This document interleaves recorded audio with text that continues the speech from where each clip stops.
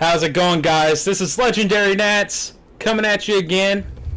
I'm sorry if my audio sounds a little off. I've tried to record this once before and I ended up screwing it up big time. I even uploaded this video onto YouTube and had to take it down because I didn't realize how bad the audio was. But guys, we're in Sin's Fortress right now. We're actually going to finish off the Sin's Fortress area. And if you actually see me trying to do right here, I'm actually trying to take care of going down into Sin's lair. Or not Sin's Fortress. Oh my gosh. See, Duke's Archives. I am so sorry, guys. I am so lost. I've been on a diet for the past couple of days. I'm starting a new intermittent fasting, and it's been quite a challenge, needless to say, for me. Not too bad. I've done diets like this before, so it's not too bad. So if you hear something, I'm trying to fix something. But anyways, we're over here at Duke's Archives finishing up the area because there's still some stuff that we had to do that we didn't get to do in the last episode because I'm starting to get frustrated because I died too much, man. Died way too much. But for the most part, we're going to be going back into the Crystal Cave and trying to, for one, I wanted to try and get some of the things that I had missed. There is a Titanite slab, which I grabbed that, and then also some crystal lizards that I wanted to get as well. And kind of show you this crazy winding path over here in the Crystal Caves. But the main reason why I'm doing post-commentary is because I wanted to be able to focus a little bit more on talking about the lore aspect of Seath the Scaleless. We didn't really get to do that too much in the last episode because, one, I was just kind of out of it. Two, I was just kind of out of it. And three, I was frustrated. So that kind of helps you out. But one of the cool things about Seath the Scaleless, and I said this in the last time I tried recording it, but I think Seath is by far one of the most complex characters out of all of Dark Souls 1. Probably not the most, but one of the most. I think maybe Artorias may be a little bit more complex, or even looking at Patches or one of them. But looking at Seath, we see when we first meet him, and even the second time that we meet him, that he's got these crystals forming off of his body. And that means that, you know, that kind of adds along with the fact that he's kind of, you know, kind of went crazy because he started really getting involved with his research and trying to learn more and more about the soul, because every single sorcery, for the most part, has something to do with the soul.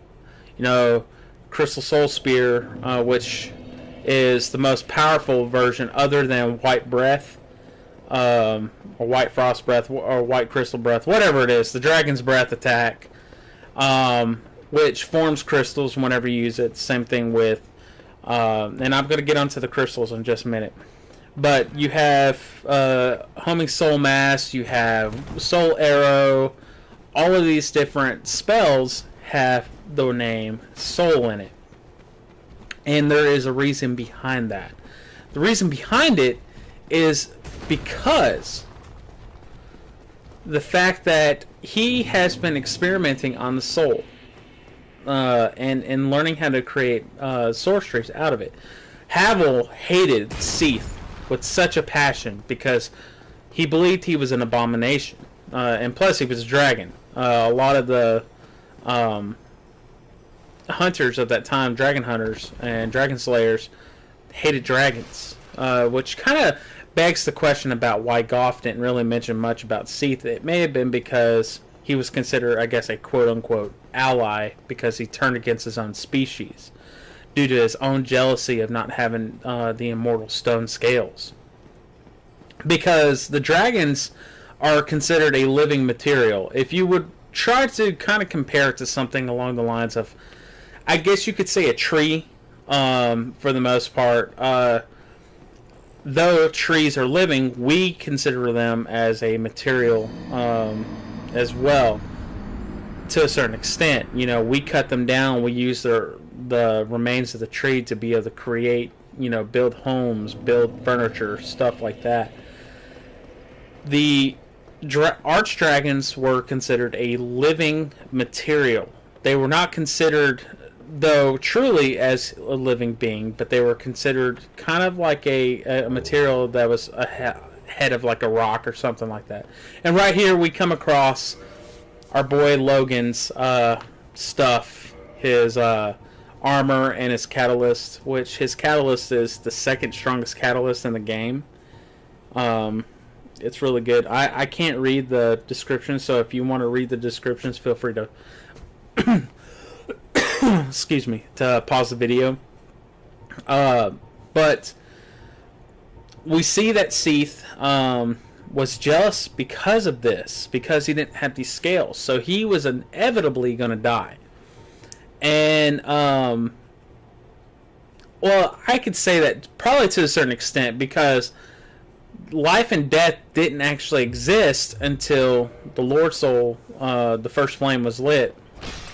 And we ended up coming across the Lord Souls spread throughout with Gwen, Nito, the Furtive Pygmy, and the Witches of Izalith. And through Nito came death. So that meant that these archdragons had the ability to die now. Which we see that by creating life and death, which you can you can consider Gwen to be life while Nito to be death. By doing that, it started to deform some of the remaining dragons, other than one dragon, which is the ancient dragon that we found in Ash Lake. But if you look at Seath, if you look at the Gaping Dragon, and if you look at the Primordial Serpents, and if you look at the Wyverns, they are all different. They're all different along the lines of Gaping Dragon being mutated due to him being alive now, and him escaping and developing this lust of gluttony and all that. You have the Hellkite Drakes not being complete dragons. You have serpents not being complete dragons. So you see that the corruption that came from the Lord Souls, along with the Dark Soul, along with all that. And I believe wholeheartedly that Seath was trying to learn about the soul, which in retrospect created sorceries. So that's why each of them have the name soul in it, in my opinion. Now, I could be wrong, and if I am, that's fine. In fact, if you have another idea of why that could be, then other than it being a gameplay feature, then please feel free to comment it in the comment section below. But along with that, we know for a fact that crystals are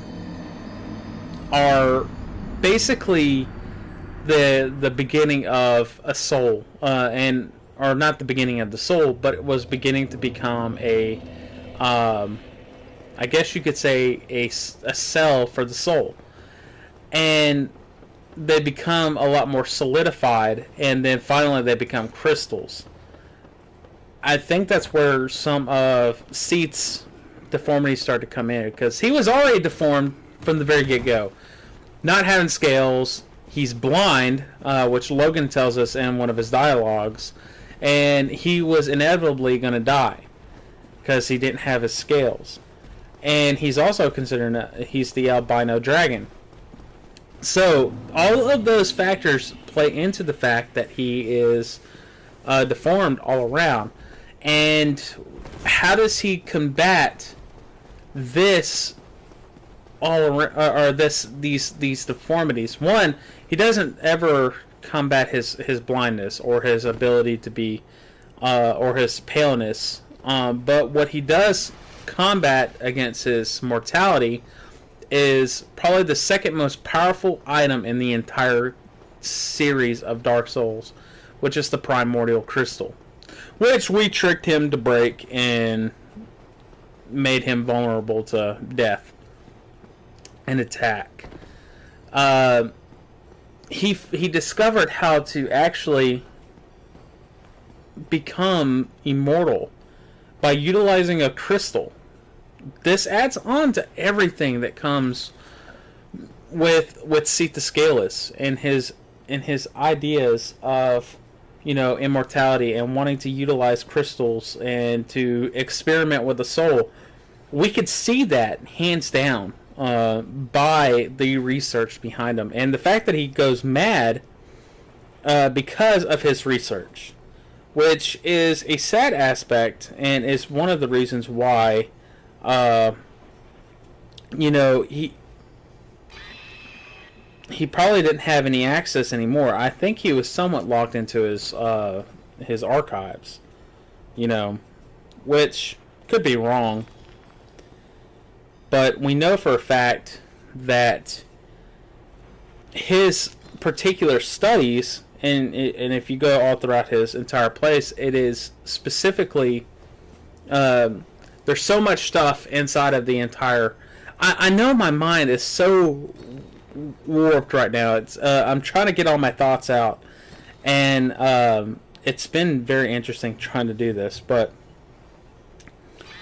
some of the things that we do know about Seath the Scaleless is that during his time as Duke, he used to be so obsessed with his experiments and research, amassing countless tomes, and was eventually driven mad, sending out his channelers all over the place, finding maidens so that he can experiment on them more, which ends up pissing off the gods, for one, because you know Guinevere was not very pleased at the fact that her handmaidens were being experimented on and stolen, along with the fact that he was sending out crystal golems to go steal these maidens, and he created moonlight butterflies. I mean, we see them all throughout here in the Crystal Caves.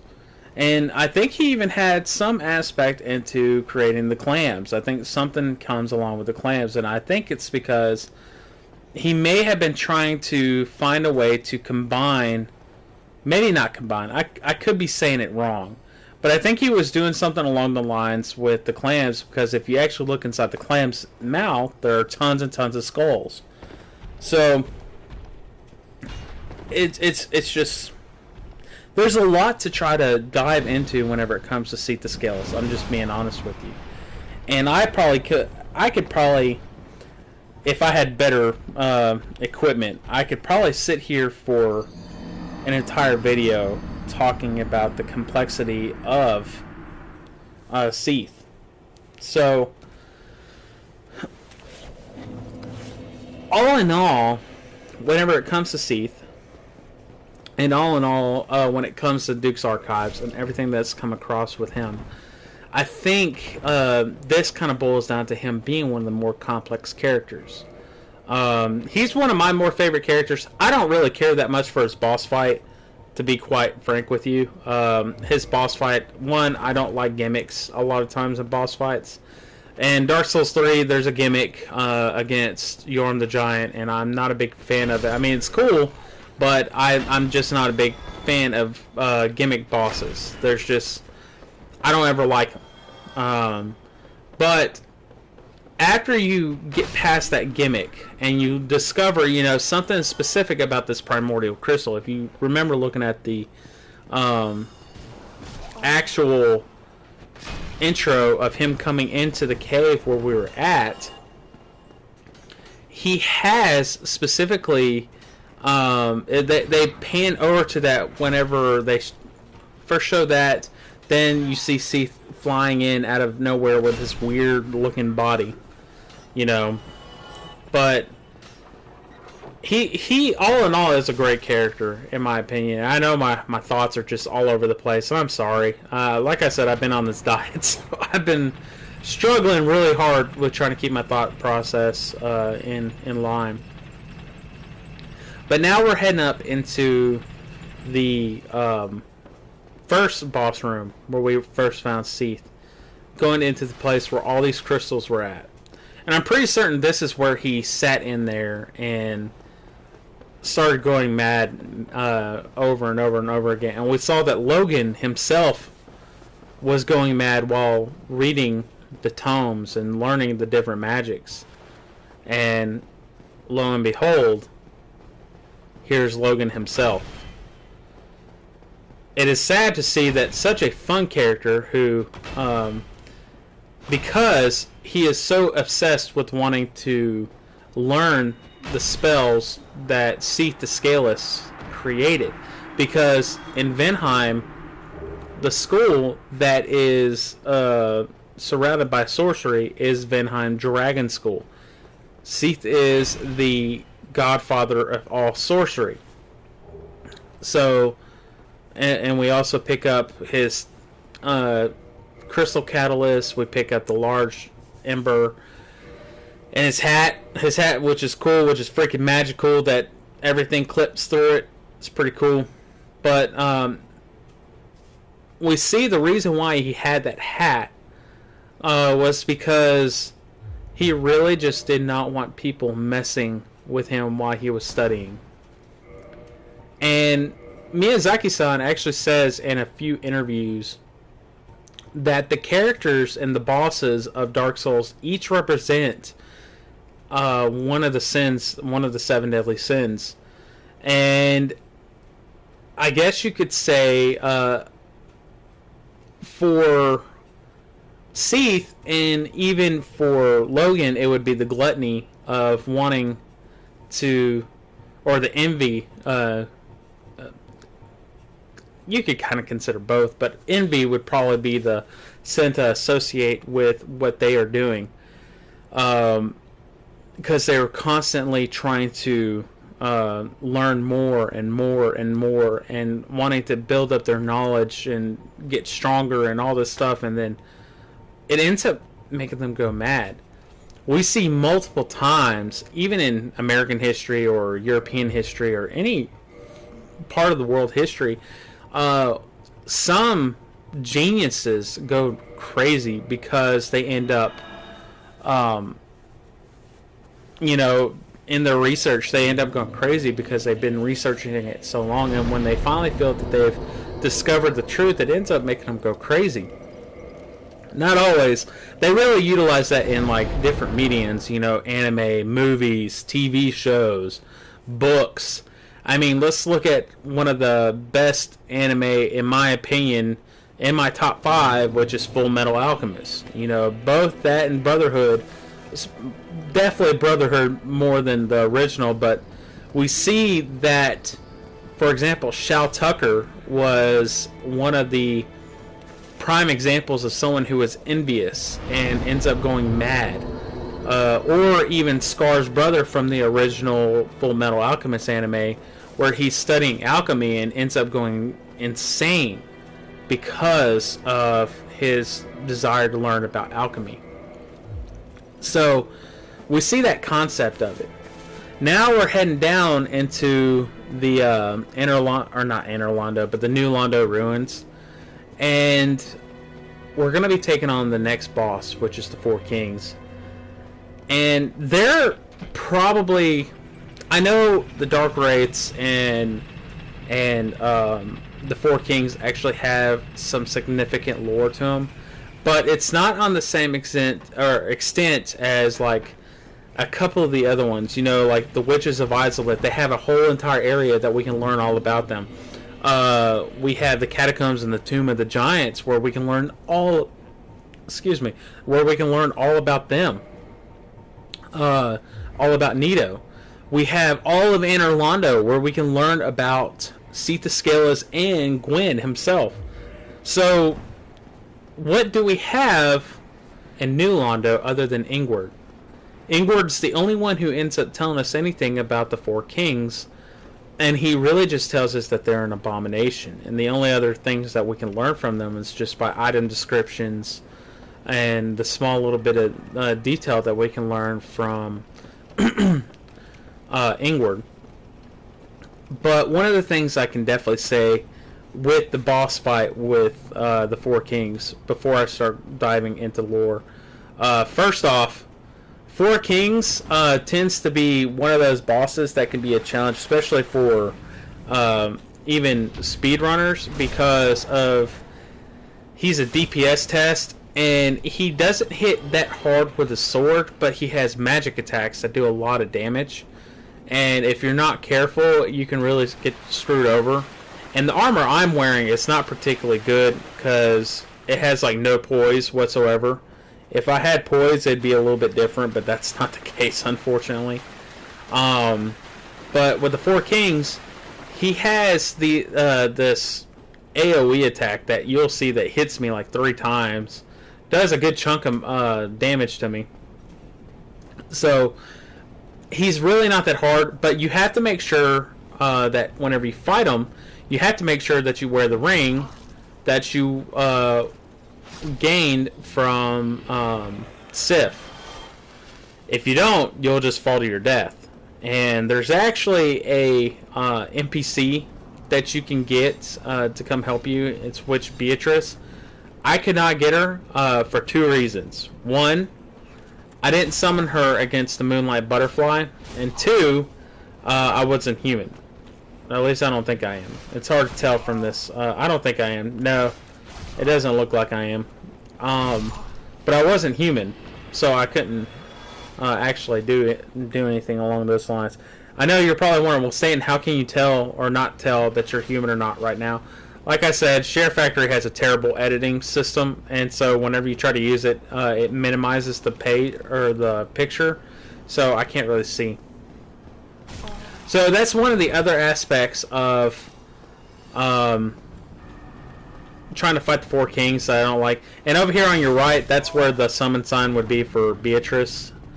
Also, she has a bad tendency to get in a locked animation of wanting to fight the ghosts, and ghosts in this area have such an advantage over you because they can actually clip through everything and you can't. Even the boss wall, or the boss fog, they'll actually clip through it. You'll see that happen again.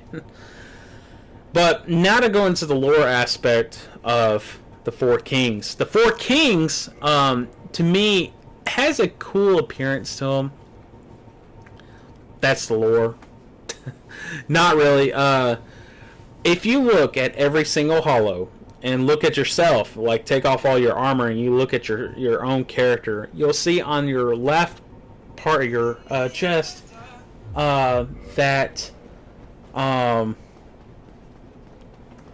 sorry, my phone started ringing. That there is a circle or a swirl going into your chest. That is the dark sign that is in every single hollow. And the reason why they were even... I'm sorry, I just lost my train of thought. My phone went off again. I apologize. The Four Kings actually have that same thing going on, but something is protruding out of them. And is the corruption of the abyss, which is a very cool thing, in my opinion. I think they did a really good job with the design to kind of show what happens when you're, one, corrupted by the abyss, which we saw that with Manus, and we also saw that with Artorias. But not only are you corrupted by the abyss, which we just dropped into, but because of their addiction of drawing out humanity, which he does have a move, and you see there on his left side that he has like that growth that's come out of his body, and you see it right there, and here's that AoE, that all these like protrusions are coming out. And it's because, and I think this is what happens whenever you get overfilled with humanity. And this is the reason why I think Firekeepers are deformed as well. The Fair Lady is deformed not only because she drank the Blight Pus, but because she's also a Firekeeper. Anastasia is also deformed, as in her tongue was cut out because she considered it impure, or others considered it impure. And I'm pretty certain that it's because of the deformity that comes from her having her tongue. Because on the body of the firekeepers, you see their bodies are actually overwhelmed with humanity, and it will actually cause distortion and deformities to happen. We find that out by looking at the firekeeper who was in Anor Londo, who was one of the Dark Moon Blades. If you read her item description and her armor, it mentions that wholeheartedly that she wore that armor because of her deformities. It hid it from everyone. And so that's what we can say the same thing over here with the Four Kings. This is what happens when you have a body, especially if you're a man. I believe that's the case. If you're a man, it will deform you a lot more than what it will with a woman. That's how come firekeepers can only be women. You will not see a male firekeeper. So now that is just a theory, a game theory, but that is just a theory along the lines of what happens in the overabundance of humanity.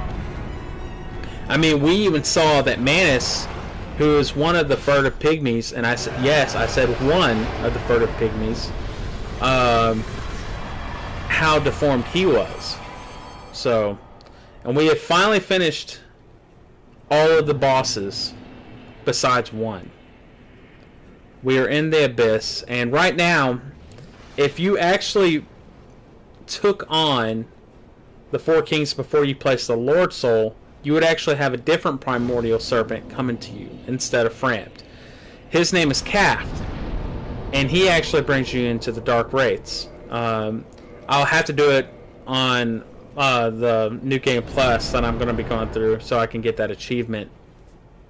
But that's what if you want to join the Dark Wraiths and also have the opportunity to be able to get their awesome armor and their sword, well, that's how you do it. You have to kill the Four Kings before you go and place the Lord Vessel. But right here we see that I have the Lord Soul of Nito, the Lord Soul of the Witches of Izalith, the Bequeathed Soul of Sita Scalus, and the Bequeathed Soul of the Four Kings. That is all, or that's all the bosses in this area. And now, what I would highly suggest, if you get to this point in the game, of course you can do it at almost any point if you wanted to, other than if you haven't beaten Ornstein and Smo. You can literally utilize this time to go out and about and start farming. Farm all your dragon scales from the wyverns down in Dreg Valley. Farm the Dark Wraiths to get your chunks. Farm the little maggots down in the Demon Ruins and Izalith to get sunlight metals. You can also, I believe, you can farm the basilisks down in the depths to be able to get Eyes of Death. You can kill the crow people in Ariamis to get the I think the reprisal, the tongues of reprisal, or whatever they're called. You can utilize that. I was trying to see if Frampt had a different dialogue once I finished all of the bosses, but he did not. He has that once you actually satiate the Lord Vessel. But this is the time to do it. And as long as you have chunks and slabs and all that stuff, you can actually do it any point in time after you've given the different embers away. But you'll actually see me kind of go and try to max out a couple of weapons, I believe, here in a minute. But yeah, man, it's just crazy to see how each of these bosses have represented something. I guess you could say that Gwen represents pride, hands down. His fear of having anyone rule besides him, believing that his way of fire, age of fire, was considered more important and better for the survival of everyone. You could definitely say that the Witches of Izalith, you could probably go along the lines of... Hey, hang on.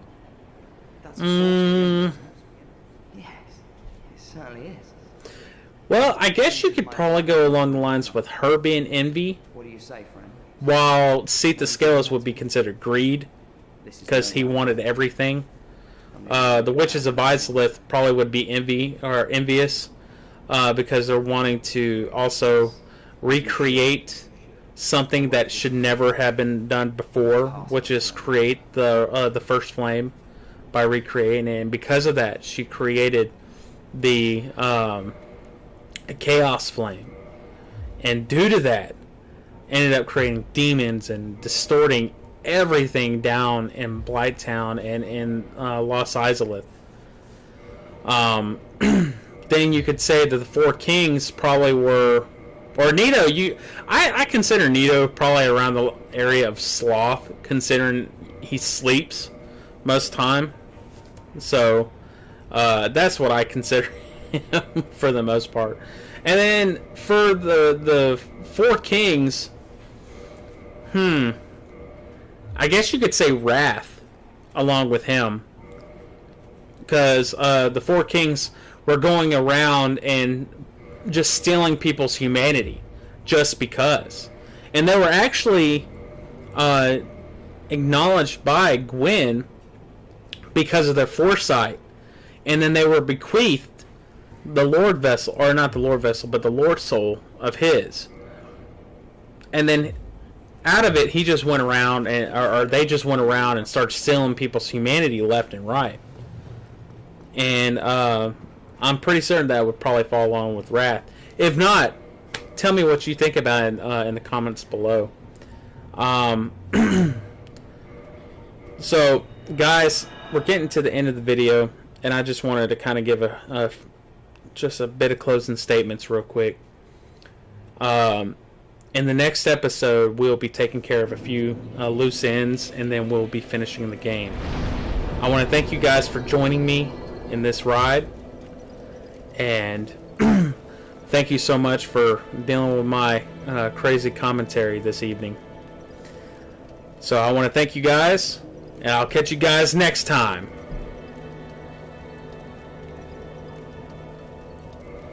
Cheers.